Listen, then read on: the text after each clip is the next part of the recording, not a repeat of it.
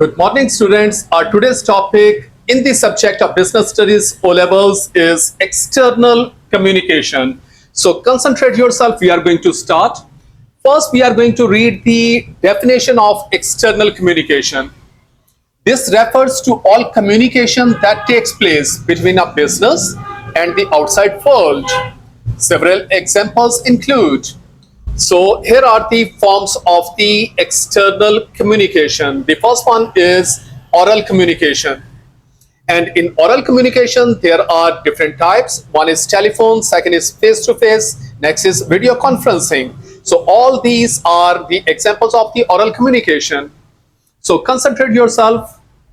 The telephone, which is a form of the oral communication. Special training should be given to the staff that have to deal with the public on the phone, especially receptionists and call center representatives, because to deal with the public is a very important task that actually creates your company's impression on the public. So special training is required for the receptionist and call center representatives who can deal with the public in a very nice way. The next form of the oral communication that is actually we are discussing in external communication is face-to-face. This kind of the contact is still a vital aspect of many businesses such as shops, banks and hotels, because in these kind of the businesses you have to deal with your customers face-to-face. Thus, staff is trained to be able to deal with the public directly. The next form of the oral communication is video conferencing. Face-to-face meetings between the people in different regions through screens and television cameras.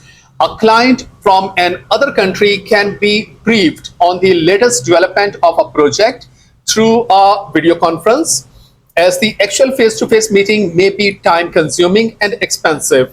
So again, a very important thing that is in video conferencing, that staff should be trained in a very accurate way, because video conferencing is a very important mode of the oral communication for the external communication. The next thing that we are going to read in the external communication is written communication. So again, in written communication, there are different forms. One is offers of the product or service. Second is letters. Next is annual reports. Next is facsimile transmission, that is called fax. Next is email. So we are going to read them one by one. The one is offers of the product or service. The company sends an official document to the possible client describing the offered product service, the proposed price and the conditions, advantages and benefits and other useful information is there in the offer of the product or service. Again, well-trained staff is required for this kind of the communication, because a very comprehensive information should be written in the offers of the product or service to the client, so that he can understand by writing the offer.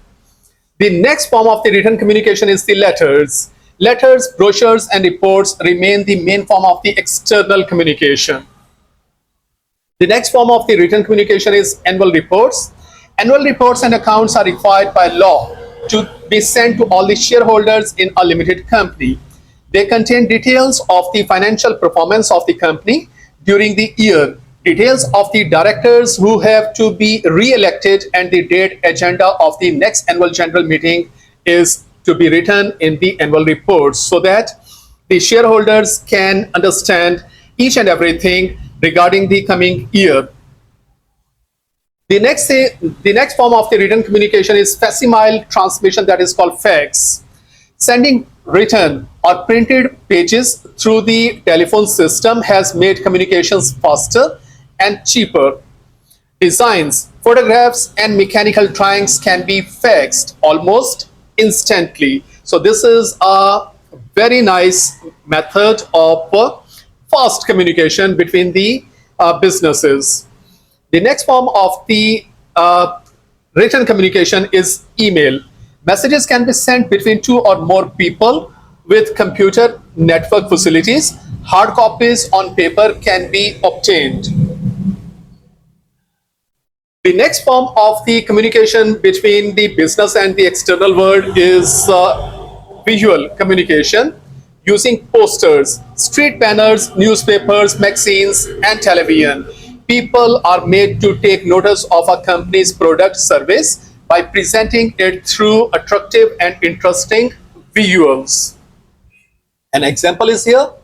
In order to acquire a new client, corporate, close a deal, and establish a business relationship with it, a company might see concomitant or successively a lot of the means of the communication. First, a manager of the targeted company may be called verbal communication. So a telephone call may be made. So this is called verbal communication.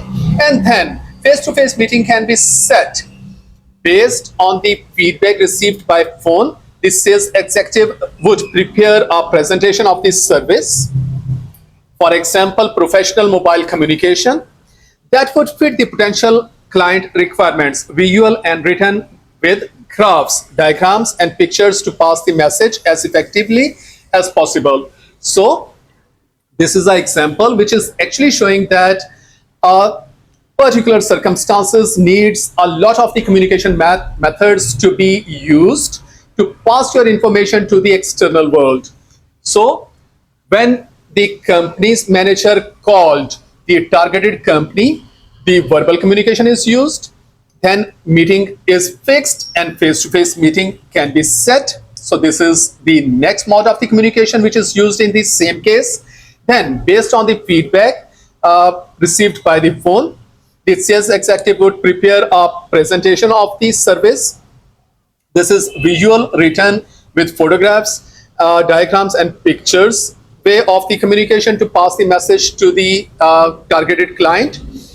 When delivering the presentation, the non-verbal communication, the body language will speak a lot about the professionalism of the sales representative and his or her company. Assuming the presentation is successful, an offer is sent and further meeting may take place to negotiate a contract further on emails and reports. So you can see a lot of the communication methods are being used, may be required on daily, weekly basis to keep the client informed about the progress made in installing these services. So this was the lecture, students. I hope so this will be much more easier for you to understand.